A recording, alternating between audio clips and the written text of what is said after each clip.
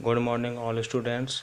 कक्षा 9th subject विज्ञान lesson first हमारे आसपास के पदार्थ में हम पढ़ रहे हैं पदार्थ के कणों के अभिलाषी गुण।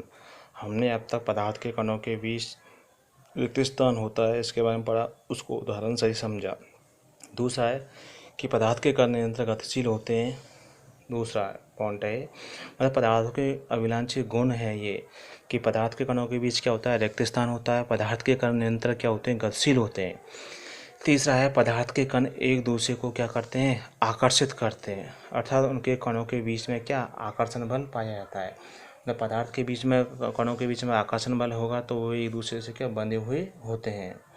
ठीक, अब इसको उदाहरण से समझ सकते हैं। जैसे कि हम देखा होगा, हम एक स्पिट जो लैंप होता है, स्पिट लैंप में क्या डाला हुआ है, केरोसिन का तेल। केरोसिन का तेल, अब केरोसिन तेल के में ऊपर से लेकर नीचे तक क्या बाती जुड़ी हुई होती है। अब जैसे स्पिट लैम्प को अपन माचिस की सहायता से, तीली की सहायता से जोड़ते हैं तो ये जो मिट्टी के कणों में केरोसिन के तेल के जो कण हैं वो इस बत्ती के ऊपर क्या करते हैं, बत्ती पर चढ़ते हैं। मतलब इस बत्ती के सारे उसमें क्या, बत्ती उस आकर्षण बल के कारण क्या मिट्टी के तेल के कणों को क्या अपने और क्या ऊपर की ओर खींचती है। तो इससे यही स्पष्ट होता है कि पदार्थ के कण एक दूसरे को क्या करते हैं, आकर्षित करते हैं। सबसे अच्छा बेस्ट उदाहरण है ये, आपने देखा होगा अपन जब बालों में कंघी करते हैं, बालों में क्या करते हैं, कंघी करते हैं। ठीक, अब अपन के बालों में क्या होता है, तेल होता है नहीं। अब बालों में कंघी करने के बाद में उस कंघी को अपन कुछ कागज़ के कागज़ के टुकड़ों के ऊपर क्या है, घुमाते हैं। अब घुमाने पर क्या होगा, ये कागज़ के टुकड़े क्या बालों कंघी की ओर क्या होते हैं, आकर्षित होते हैं। तो इससे यही स्पष्ट होता है कि पदार्थ के कण एक दूसरे को क्या करते हैं, आकर्षित करते हैं। अगला है, चौथा है पदार्थ के कणों की निरंतर गतिशीलता के कारण, पदार्थ के कणों की निरंतर गतिशीलता के कारण इनमें गतिज ऊर्जा होती है। मतलब पदार्थ के कणों में निरंतर गतिशीलता के कारण इनमें क्या होती है, गतिज ऊर्जा निहित होती है।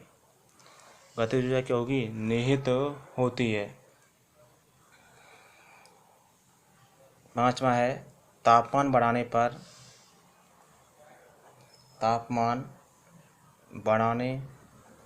से कणों की गति बढ़ जाती है। तापमान बढ़ाने से क्या, कणों की क्या गति बढ़ जाएगी। ठीक, अर्थात तापमान बढ़ाने पर कणों की जब गति बढ़ेगी तो स्वतः ही क्या होगी, गतिज ऊर्जा के मान में क्या होती है, वृद्धि होती है। ठीक, छठा है पदार्थ के कणों की निरंतर गतिशीलता के कारण, पदार्थ के कणों की निरंतर गतिशीलता के कारण ये दूसरे पदार्थों के रिक्त स्थानों में समावेशित हो जाते हैं।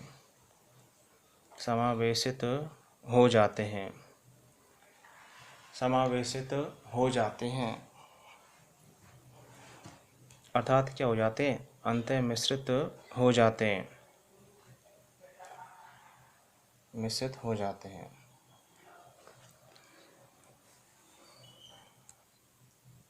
नोट है, दो विभिन्न पदार्थों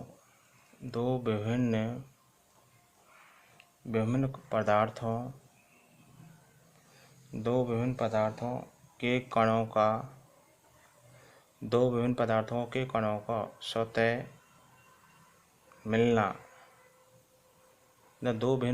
कणों का स्वतः मिलना विसरण कहलाता है। विसरण कहलाता है। ठीक। सातवां है पदार्थों को गर्म करने पर विसरण तेज हो जाता है। ठीक। ठीक। अब है पदार्थ के कणों की अभिलाषी गुण है। पहला है पदार्थ के कणों के बीच में रिक्त स्थान होता है। पदार्थ के कण क्या होते हैं? गतिशील होते हैं। पदार्थ के कण एक दूसरे को क्या करते हैं? आकर्षित करते हैं। तो आकर्षण बल के कारण एक दूसरे को बंधे हुए होंगे। चौथा है पदार्थ के कणों में क्या होती है? निरंतर गतिशीलता होती है, उसके कारण ये क्या उसमें गति करते हैं। और जब गति करेंगे तो उसमें गति ऊर्जा के कारण वो क्या करते हैं? गति करते हैं। तापमान बढ़ाने से कणों में क्या गति बढ़ जाएगी, तो उसमें गति ऊर्जा के मान में क्या होती है? वृद्धि होती है।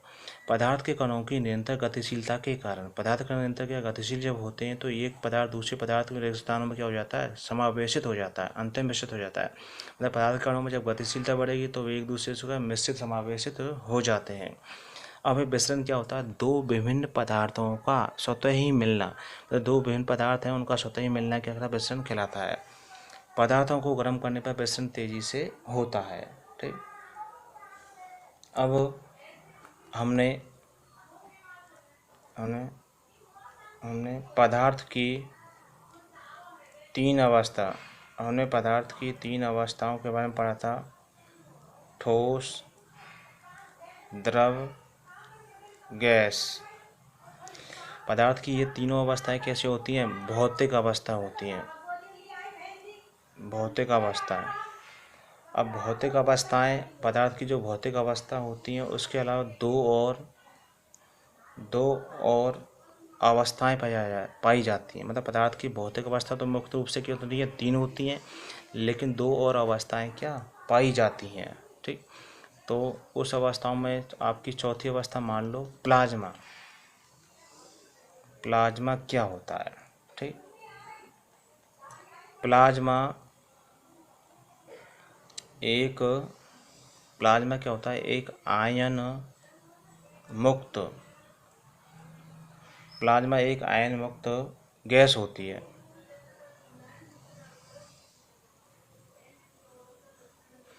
प्लाज्मा एक क्या होती है? आयन मुक्त क्या होती है? गैस होती है। पदार्थ की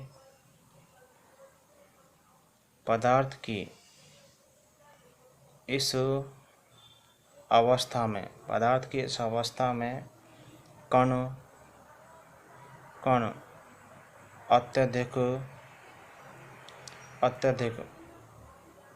अत्यधिक ऊर्जा वाले, मतलब प्लाज्मा क्या होता है? एक आयन मुक्त गैस होती है। पदार्थ की इस अवस्था में कण क्या अत्यधिक ऊर्जा वाले और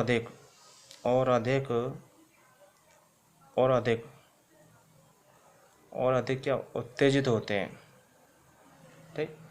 प्लाज्मा जो होता है, प्लाज्मा विद्युत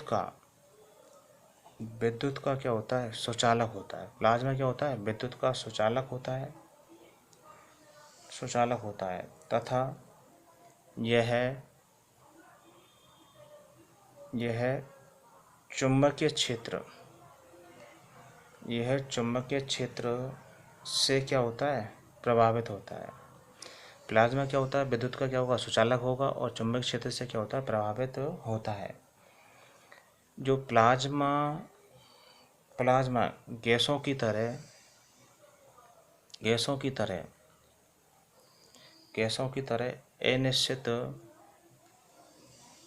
अनिश्चित आकार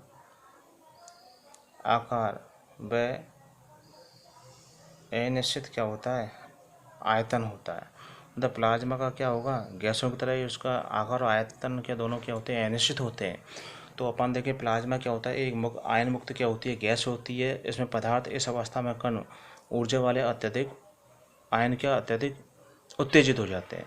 प्लाज्मा विद्युत का सुचालक होता है। यह चुंबक क्षेत्र से क्या प्रभावित होता है। जैसे आपने ट्यूबलाइटों में देखा होगा, ट्यूबलाइटों को जैसे अपन स्विच ऑन करते हैं तो उसमें जो प्लाज्मा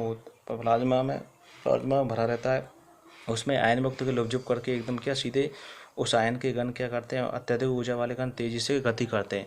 एक ओर से लेके मतलब ट्यूबलाइट के एक ओर से लेके नहीं एकदम पूरी तरफ क्या फैलती हुई ऊर्जा वाले कण क्या फैल जाते हैं। तो प्लाज्मा क्या विद्युत का क्या सुचालक होता है या चुंबक क्षेत्र से क्या प्रभावित होता है। इसका आकार आयतन के दोनों ही क्या होते हैं, अनिश्चित होते हैं।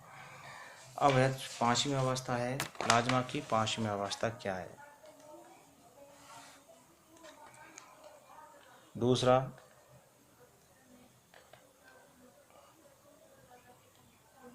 बीसी। बीसी बीसी का पूरा नाम है बॉस-आइंस्टाइन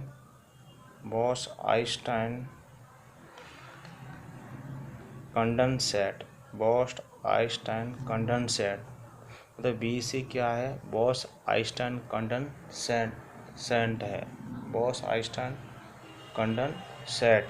ठीक। बीसी जो होता है, बीईसी पदार्थ, बीसी पदार्थ की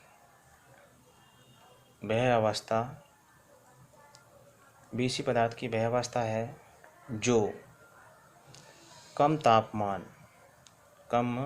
तापमान पर मतलब बीसी पदार्थ की जो वह अवस्था होती है जिसमें कम तापमान पर यह उत्पन्न हो सकती है। कम तापमान पर यह क्या उत्पन्न हो सकती है, वैज्ञानिक जिन्होंने बीसी पर कार्य किया, वैज्ञानिक जिन्होंने बीसी पर कार्य किया और उन्हें 1995 में नोबेल प्राइज मिला बीसी के सारे अंग या कण क्या पास पाए जाते हैं। बीसी के अंग सारे क्या पास पाए जाते हैं। ठीक। तो ये थे कि ये तो पदार्थ की क्या हुई, 5 अवस्था हुई, ठोस, द्रव, गैस, प्लाज्मा, बीसी। ठीक। अब है पदार्थ की अवस्था परिवर्तन, पदार्थ की अवस्था परिवर्तन में प्रभाव। ठीक। अब पढ़ते हैं पदार्थ की अवस्था परिवर्तन। जो पदार्थ की अवस्था है ठोस, द्रव, उस अवस्था में परिवर्तन, पदार्थ की अवस्था परिवर्तन। ठीक। ठीक। पदार्थ की अवस्था परिवर्तन, पदार्थ अपनी एक अवस्था से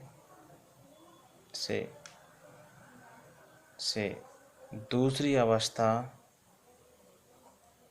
में बदल सकता है। पदार्थ अपनी एक अवस्था से दूसरी अवस्था में क्या बदल सकता है।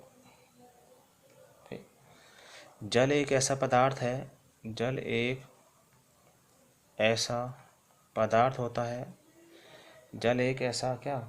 होता है जो अपनी तीनों अवस्थाओं में पाया जाता है। मतलब जल क्या है, एक ऐसा पदार्थ है जो तीनों फिजिकल स्टेटों में क्या पाया जाता है। ठीक। अब जैसे तीनों अवस्थाओं में पाया जाता है।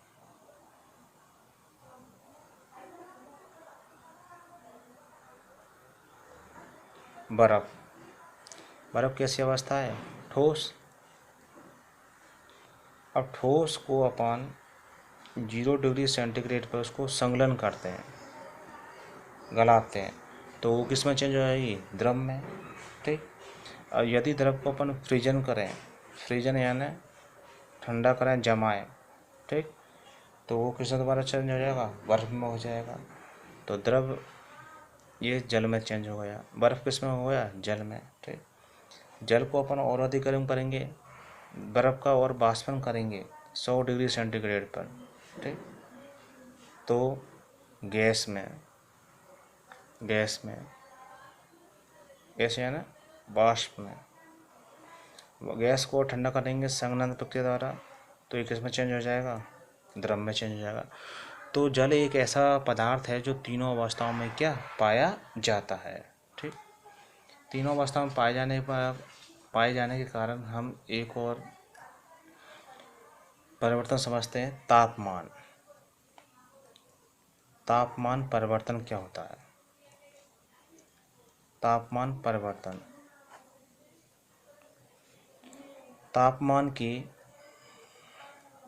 तापमान की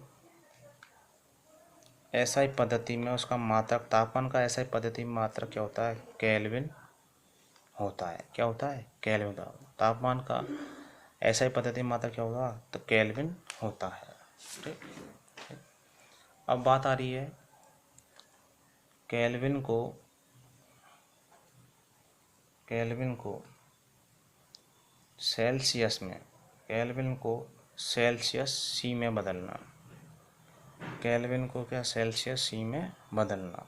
ठीक, मतलब आपको तापमान किस में दिया है, केल्विन दिया होगा, उसको चेंज किस में करना है, सेल्सियस में दिया हुआ है। ठीक, तो बदलने के, जब तापमान केल्विन दिया हो, सेल्सियस में चेंज करना हो, तो क्या करते हैं, सेल्सियस में बदलने के लिए तापमान में से, सेल्सियस में बदलने के लिए तापमान में से 273 घटाते हैं। ठीक, जैसे तापमान 373 केल्विन तापमान को अपन को किस में चेंज करना है, सेल्सियस में चेंज करना है। 373 तापमान को किस में चेंज करना है, सेल्सियस में। तो क्या करेंगे, इसमें से अपन 273 क्या करेंगे, घटा देंगे। तो 373 केल्विन माइनस 273, तो कितना आया टेम्परेचर, 100 डिग्री सेंटीग्रेड। इसी प्रकार यदि कोई तापमान 646 दिया हुआ है, ठीक, उसमें से कितना करना है, लेस, तो कितना बचा, 373 डिग्री सेंटीग्रेड। मतलब कोई जब राशि तापमान में, जो कोई राशि यदि केल्विन दी गई हो और क्या तापमान को सेल्सियस में बदलना हो, तो तापमान में जो राशि दी गई हुई है उसमें 273 घटा देते हैं। ठीक, अब जैसे तापमान दिया 373 केल्विन को सेल्सियस में चेंज करना है, और 373 में से क्या घटा दिए, 273 घटा दिए, तो क्या बचा, 100 डिग्री सेंटीग्रेड। ठीक, इसी प्रकार 646 में से 273 घटाए तो 373। ठीक, अब बात आ रही है सेल्सियस को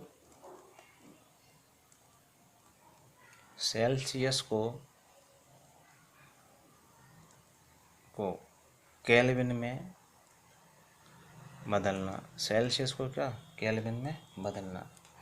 अब जब तापमान किस में दिया हो, जब तापमान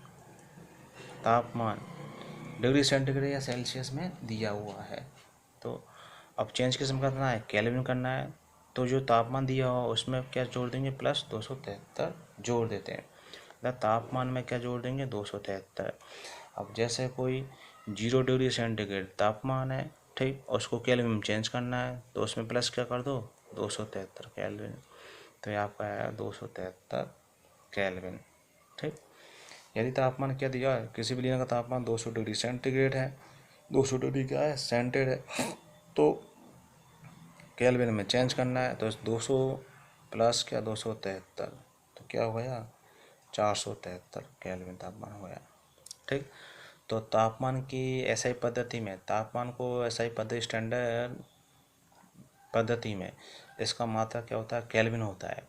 अब जब कोई राशि केल्विन दी हुई हो और सेल्सियस में क्या बदलनी हो, तो क्या करने, तापमान में से 273 क्या घटा देते हैं। मतलब राशि आपको ध्यान रखनी है, राशि किस में दी गई हो, यदि राशि केल्विन दी गई हो तो 273 में से लेस कर देंगे। ठीक, अब जब तापमान क्या सेल्सियस दी गया हो तो क्या प्लस 273 कर देते हैं। इस प्रकार अपन तापमान परिवर्तन क्या पढ़ सकते हैं। अब हम पदार्थ की अवस्था परिवर्तन के बारे में पढ़ रहे थे कि पदार्थ अपनी एक अवस्था से दूसरी अवस्था में क्या हो जाता है, चेंज हो सकता है। तो जल एक ऐसा पदार्थ होता है जो तीनों अवस्थाओं में क्या पाया जाता है। जैसे कोई बर्फ़ क्या कोई ठोस पदार्थ है, अब ठोस पदार्थ को अपने क्या गलाया तो वो द्रव में परिवर्तित होगा। द्रव मतलब जल में, बर्फ़ किस में हुई, द्रव में। अवस्था तो क्या हुई इसकी, द्रव हुई, लेकिन जल में वो परिवर्तित हो गया। अब जल को दोबारा ठंडा करते हैं तो वो क्या बन जाती है, बर्फ़ बन जाती है, उसकी अवस्था क्या हुई, ठोस।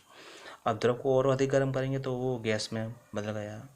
गैस को ठंडा करेंगे, स्नान करेंगे तो वो जल में बदल जाएगी। तो इनकी अवस्था, तीनों अवस्थाओं में जल क्या हो जाता है, चेंज हो जाता है। ठीक, तो पदार्थ की अवस्था परिवर्तन के लिए, पदार्थ की अवस्था परिवर्तन के लिए निम्नलिखित कारक क्या होते हैं, उत्तरदायी होते हैं। मतलब जो पदार्थ की अवस्था में परिवर्तन होगा उसके निम्नलिखित फैक्टर होते हैं।